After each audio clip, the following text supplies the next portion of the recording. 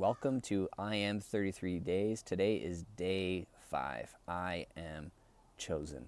Scripture from Gospel Matthew chapter 4, verse 19 and 20. Follow me and I will make you fishers of men. And then immediately they left their nets and followed him. Chris talks about in the book today the idea of the schoolyard pick'em and how at some point in life, if it be for a playground sport or a science fair or for a lab partner, sometimes we haven't been picked. And there's a wound there that lies because underneath everything, we all want to be chosen. We all want to be picked. He gets into just the story of the Jewish tradition of how the children would be taught by a rabbi till they were 14 and then were told either, come follow me or go learn your father's trade or the family business. And isn't it amazing to think of all the apostles were the ones not chosen? They were fishermen. They were the ones kind of left behind. And to finally get this invite from this man, Jesus, must have been amazing to them. So it kind of makes sense in some aspect why they immediately would follow him. Because maybe this is the response finally to a desire they had had their entire life. And I think we all need to reflect on this reality that we are being called, we are chosen.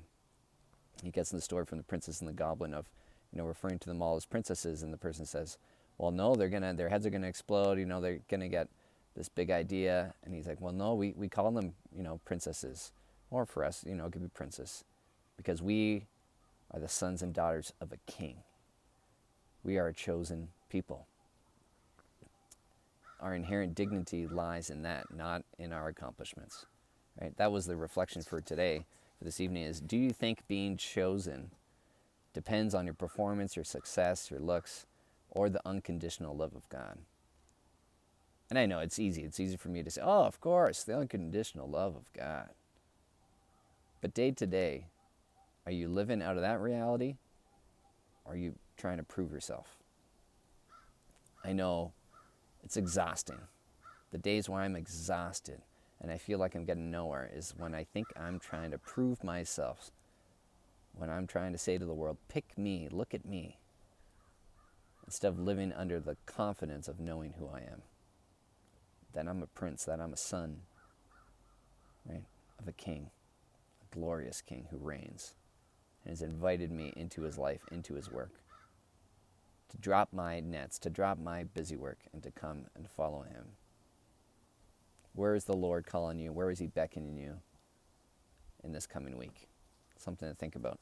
So Chris's kind of challenge or thing for us to ponder is reflect on how free you would be if you felt truly chosen by God, not based on what you accomplished, but just because of who you are.